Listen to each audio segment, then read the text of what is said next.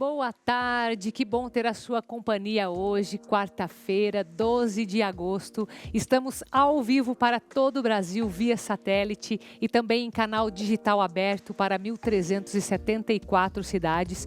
Também estamos no YouTube, TV Evangelizar Oficial. É muito bom ter você aqui comigo. Hoje eu tenho uma convidada muito especial aqui no estúdio. É a Sandra Marque. Ela vai falar com a gente sobre o projeto de cores táteis para deficientes visuais. Já já você vai entender, ela é engenheira mecânica, então ela entende desenvolver esse projeto lindíssimo. Você também vai ver uma reportagem que vai mostrar como o estresse afeta a sua saúde. Então, temos sim que nos cuidar bastante, né? E na nossa culinária, nós temos a receita daquele pudim clássico de leite condensado que vai deixar todo mundo com água na boca, principalmente eu, né, que fico aqui vendo tudo aqui do estúdio, né? Tenho que me conformar. Fique comigo, a Vida em Foco está começando.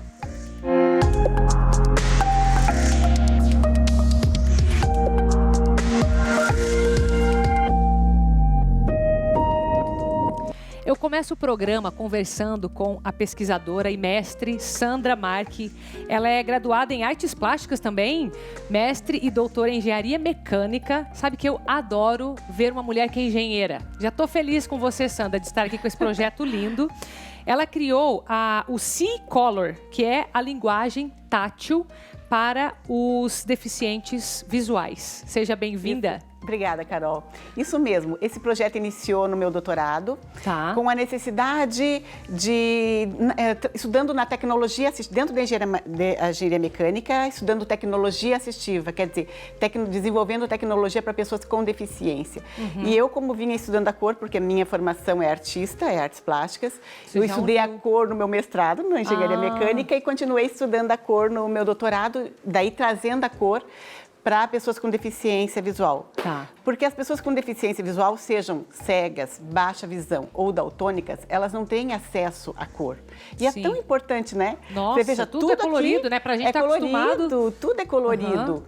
E até mesmo, às vezes, mas um cego enxerga a cor? Não, mas ele utiliza a cor. Ele tem que fazer escolhas. E a ideia desse projeto é tornar a pessoa independente, que ela não seja sempre que ela precisar de escolher a cor, escolher uma roupa, um calçado, uma caneta, um lápis, um objeto qualquer, ela dependa de outra, porque é assim. Até um daltônico. Eu não sei se você faz ideia da quantidade de daltônicos, em geral são homens. A cada 10 homens, um é daltônico. A cada 10, um? É muito. Nossa, 10%? É, 10%. Nossa, é bastante. Então, às vezes a gente está num grupinho aqui, tem alguns daltônicos. E esses daltônicos, eles precisam da ajuda quando eles vão escolher cores, quando eles vão em lojas comprar. Porque sempre é uma coisa confusa, né? Então, você me diz que até para quem é cego de nascença, identificar as cores é importante. É importante, porque ele utiliza a cor. Que legal. Então, você fazer essa escolha sozinho, imagina, melhora a tua autoestima. Sabe quando você tem teu empoderamento? Independência, né? Autonomia. Independência. Hoje se fala empoderamento, né? Você poder. Então, é uma coisa bacana. Porque a gente fala muito de acessibilidade hoje, né? De inclusão social, acessibilidade. Então, é a acessibilidade de uma informação tão importante. A acessibilidade da informação cor. Sandra, e a cor, ela tem diferença? Como que você identificou essa diferença das cores num projeto tátil, que é do toque? Olha, a cor, ela é própria da percepção visual. É próprio visual. E foi muito difícil, quando eu iniciei, transformar algo que seja visual em tátil. Eu quebrei muito cabeça no começo. Isso foi em 2015, quando eu comecei. Então foram 4 anos, 5 anos, mas 4 anos inteiros de trabalho, de muita pesquisa. Aí eu fui procurada por um professor de Florianópolis, o Milton Sinelli, que é da UDESC, e ele, professor de física, e falando da dificuldade que era ensinar cor para pessoas com deficiência visual. Para cegos, e que se tivesse um código isso fosse fácil, ele poderia ensinar, os professores poderiam ensinar, poderiam utilizar. E foi daí que eu comecei a ver que realmente era uma necessidade, que em algumas regiões do mundo já tinham pesquisadores se debruçaram em cima desse tema, mas não tinham chegado assim, não chegou tanto que até hoje não se sabe. Porque eu estudei, fui atrás e fui a fundo. Então já teve muitas tentativas. Só que assim, não era fácil, eram baseados em formas geométricas, táteis, mas em formas geométricas. E aí eu fiquei, na minha pesquisa, descobri que para uma pessoa cega, é muito difícil ela saber o que é forma geométrica. Para depois saber o que é a cor e associar. E além de que a gente queria que fosse pequenininho, que coubesse em qualquer espaço e aqueles outros códigos. Então, dentro de uma linguagem universal, eu trabalhei em cima da teoria das cores e também utilizando o Braille, que é o ponto, eu ia perguntar, do Braille. Tem uma ligação com o Braille, então? O ponto do Braille, porque o Braille é uma linguagem universal das pessoas, né, com deficiência visual. Então, eu utilizei isso. A teoria das cores é universal. O Braille é universal.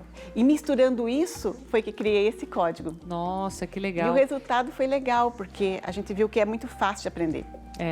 Me fala aqui, o que são esses papéis aqui? Esses trabalhos são, que assim, ó, depois que eu conto que eu criei o código, outras pessoas continuaram a pesquisa. Então, aqui, esse primeiro é o trabalho de mestrado da Gisele Arabori, imagens táteis. Você pode ver que tem relevo em tudo. Sim, tem relevo, isso aqui é tudo relevo. Isso é uma obra da Tarsila do Amaral, a Abaporu. Super famosa essa aqui, né? E eu até acompanhei o dia que ela estava experimentando com uma pessoa cega. Então, ele passava a mão assim na forma e ele não conseguia. Ele falava, parece uma figura humana, mas está muito diferente. Quando ele passou a mão no cactus e ele já sabia do código, e ele viu a código verde em alto relevo, ele falou, mas isso aqui é obrigado a ser um cactus, porque é verde. Nossa! E aqui é obrigado a ser um sol, porque é amarelo. Nossa! E aí eu vibrei, e aí você falou, funciona, tipo... E assim, todo museu pelo mundo, todo museu tem obras táteis agora. Os melhores museus já têm obras táteis, mas não tem a cor. Então, pela primeira vez, a cor ajudando a entender a forma, a entender uma obra abstrata. Então, o seu projeto ele é bem impactante. Tem muitas pessoas que continuam a pesquisa aqui em São Paulo. Esse trabalho aqui é da Niedja, que faz doutorado na cartografia da UFPR e ela está estudando mapas táteis.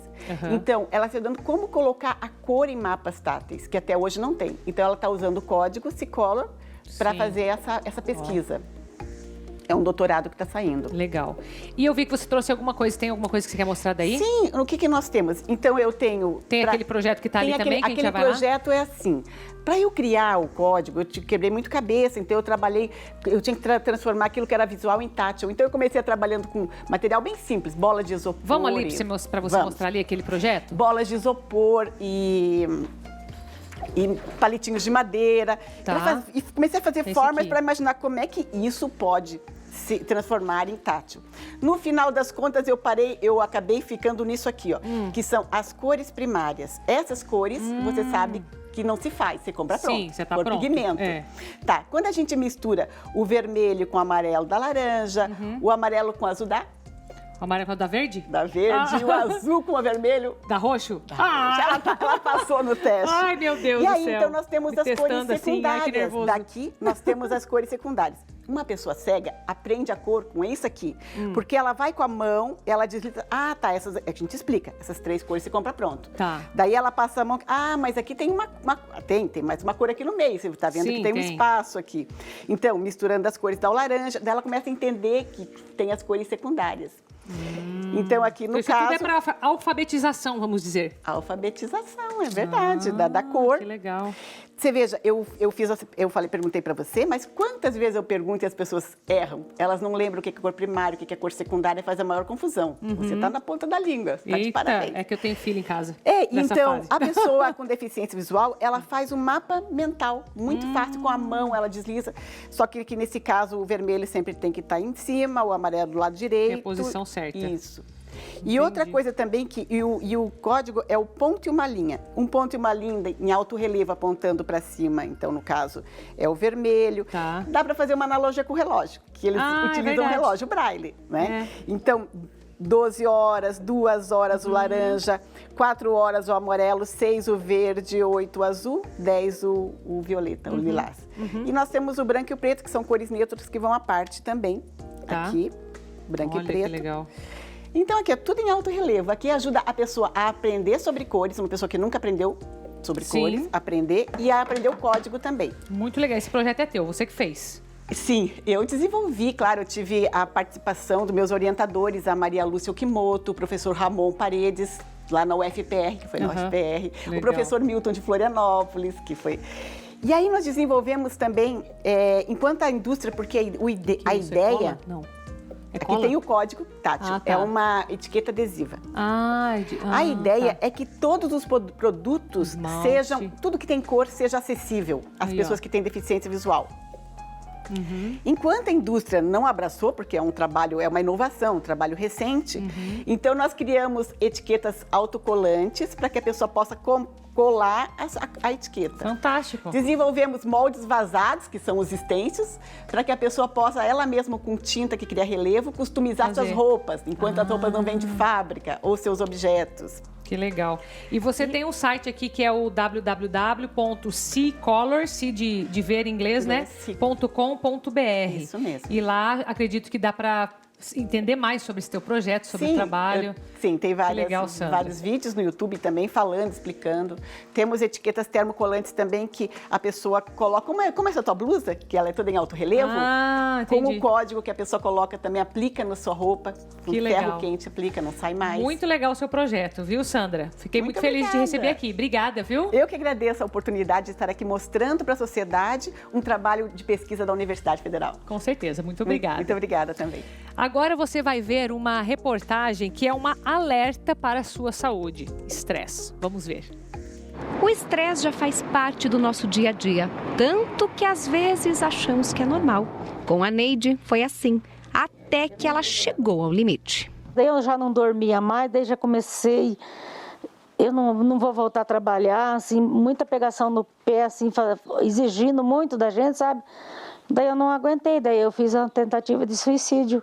O estresse é uma reação do organismo a algum estímulo, uma forma de defesa. O problema aparece quando ele passa do ponto. Um pouquinho de estresse é o que me faz ter ânimo para sair de casa ou aquela necessidade para buscar fazer um curso novo, para buscar um emprego melhor. Agora, quando esse mesmo estresse está me gerando uma ansiedade a ponto de eu não conseguir render no trabalho, eu não consigo manter a minha concentração mais, eu não consigo dormir direito por causa do estresse, então, ou eu estou brigando com as pessoas, brigando no trânsito, não é? Então ele passou do ponto. O estresse, ele causa alteração digestiva, intestinal, a pressão altera, o colesterol pode alterar por causa do estresse, a diabetes descompensa, são várias causas, sabe? O organismo, a gente começa a ficar em desequilíbrio por causa do estresse. O estresse atinge 90% da população mundial. Só que no Brasil, 70% das pessoas sofrem com o problema, sendo que 30% dos casos estão relacionados ao trabalho. E é aí que entra a síndrome do esgotamento profissional, conhecida como burnout. O burnout é um estresse desencadeado pelo trabalho. É muita pressão da sociedade sobre aquela pessoa, para que ela renda mais, para que ela ganhe mais, sabe? O trabalho suga e ela não consegue dizer não, ela não consegue parar. Mas quem também sofre com o estresse é o coração. No coração, geralmente os sintomas que mais preocupam são dor no peito, que a gente chama tecnicamente de angina. Geralmente é uma dor opressiva, que acontece quando o paciente tem um esforço físico ou até mesmo um esforço emocional. Palpitações, que é aquela sensação de que o coração está acelerado ou que está batendo de modo descompassado. E falta de ar, que é aquele paciente que não tinha tanto cansaço e agora começou a apresentar um cansaço desproporcional, às vezes tem um cansaço na hora de dormir. Tem uma situação muito específica do coração relacionada ao estresse que a gente chama de cardiomiopatia por estresse. Tá? É uma doença bem específica, ela acontece geralmente após um estresse muito intenso, como por exemplo a perda de um familiar, uma separação dolorosa, algum trauma, como uma situação, por exemplo, de um assalto, sequestro. Então isso gera um estresse tão intenso que o coração, de maneira aguda, né, de maneira repentina, perde a força e começa a apresentar alguns problemas, né?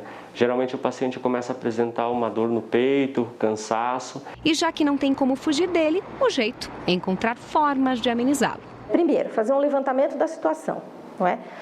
Eu preciso melhorar a minha parte emocional e aí eu vou fazer uma atividade de recreação, né?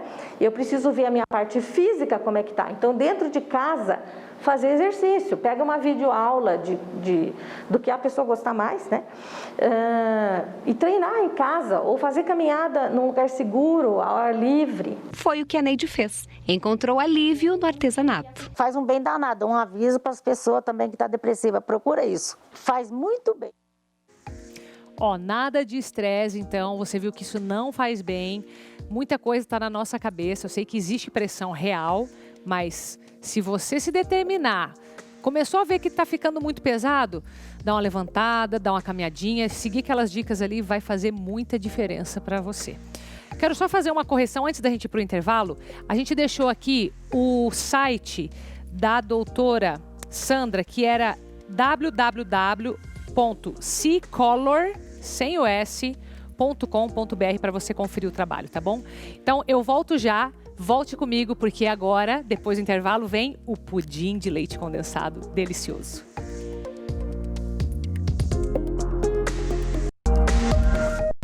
Que bom estar de volta com você nesta quarta-feira, ao vivo. Que bom ter você aqui em casa.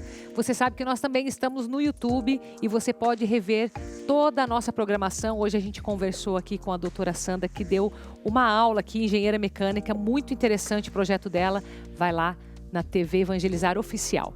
E agora, que você também depois vai para o YouTube, você vai ver esse delicioso pudim de leite condensado, clássico, mas que não pode faltar. Então, vamos aprender a receita. Olá pessoal, meu nome é Priscila Carneiro. Eu estou trazendo para vocês hoje uma receita de pudim de leite condensado, bem fácil, bem tranquilo de fazer.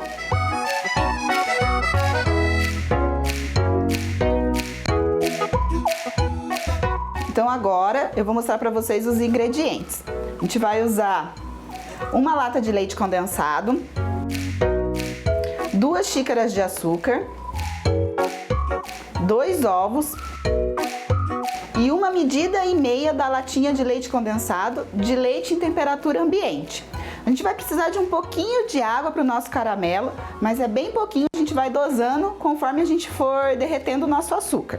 Então vamos começar pelo nosso caramelo. A gente vai derreter o açúcar. O pessoal tem um pouquinho de medo de fazer caramelo. Quando vocês colocarem o açúcar para derreter, vocês coloquem num fogo não muito alto, coloquem num fogo médio. Depois a gente vai baixar, deixar ele num fogo bem baixinho para não ter problema de queimar o nosso caramelo. Se você vê que o seu caramelo está começando a querer queimar nas laterais, você pode baixar o fogo e deixar no mínimo possível. Agora que o nosso caramelo chegou nessa cor, nessa consistência, a gente vai deixar o fogo bem baixo, quase desligado, tá? E a gente vai acrescentar um pouquinho de água, mas é bem pouquinho mesmo, só pra gente deixar ele com uma textura um pouquinho mais fina. Nessa hora que vocês têm que tomar bastante cuidado também. Agora a gente desliga a nossa panela, porque a temperatura do próprio açúcar e da panela vai continuar cozinhando o nosso açúcar. E se a gente deixar com o fogo ligado, é nessa hora que as pessoas costumam queimar o caramelo, tá bom? Então, olha, a gente colocou um pouquinho de água e já chegou na textura que a gente queria. Esparramando, tenta colocar bem aqui no meio. A gente pega e a gente tem que espalhar o nosso caramelo, então bastante cuidado também, tá? Pra não se queimar. E a gente espalha todinho ele aqui na forma, ó. Agora a gente vai deixar esfriar, enquanto isso a gente vai bater o nosso pudim. No nosso pudim, então, vai o leite condensado, os ovos e o leite. Tá? Então, a gente vai pegar o nosso leite condensado, vai levar no liquidificador. É tudo muito simples, muito fácil, não tem erro. E uma dica para vocês é que algumas pessoas gostam do pudim com bastante furinho, outras já preferem sem. Essa textura do pudim depende do tempo que você bater. Se você bater por mais tempo, ele vai ter mais furinhos. Então a gente colocou o leite condensado, 2 ovos e a mesma medida, 1,5 medidas de leite condensado. A gente mede na caixinha, dá mais ou menos um copo desse tamanho. A gente coloca aqui e agora é só bater.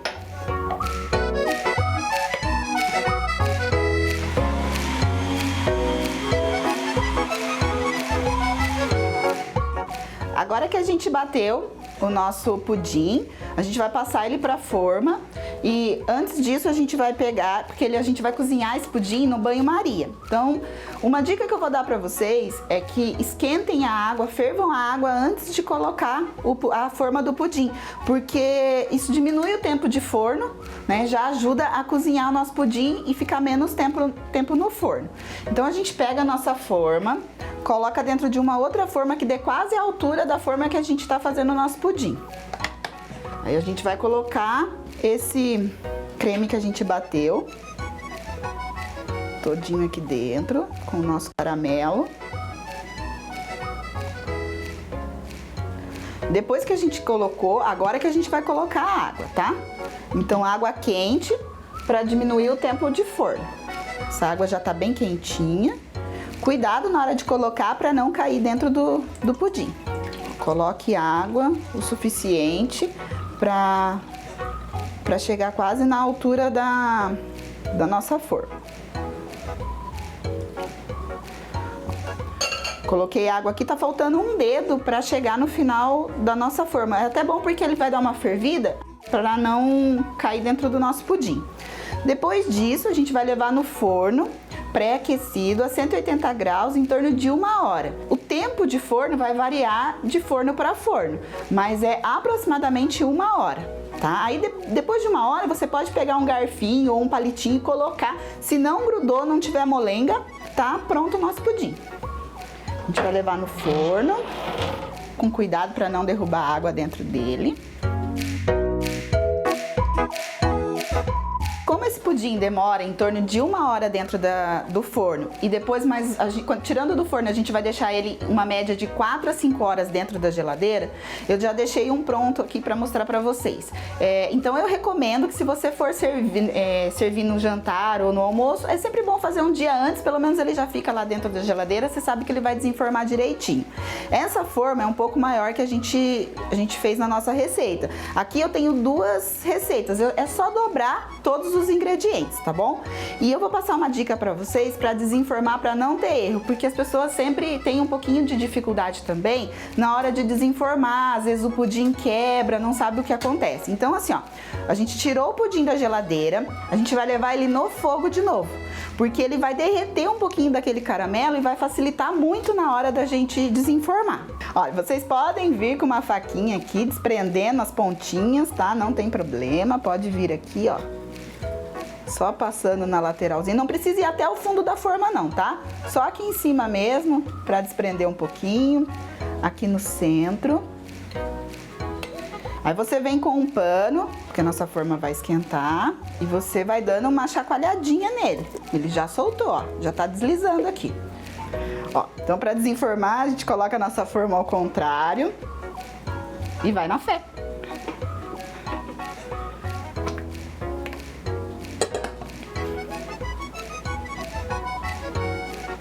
Tá aí nosso pudim de leite condensado. Essa foi a minha dica para o Divina Receita. Espero que vocês tenham gostado e que aproveitem com a família de vocês. E até uma próxima!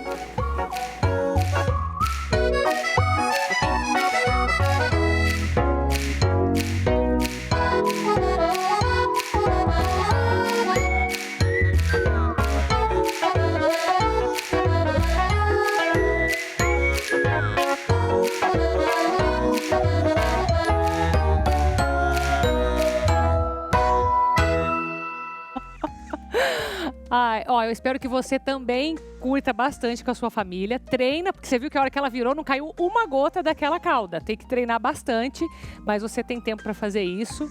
Aproveita para fazer essa delícia clássica. E eu vou ficando por aqui, tá bom? Amanhã eu volto às 3h30 da tarde. Tchau para você. Um beijo. Fica com Deus.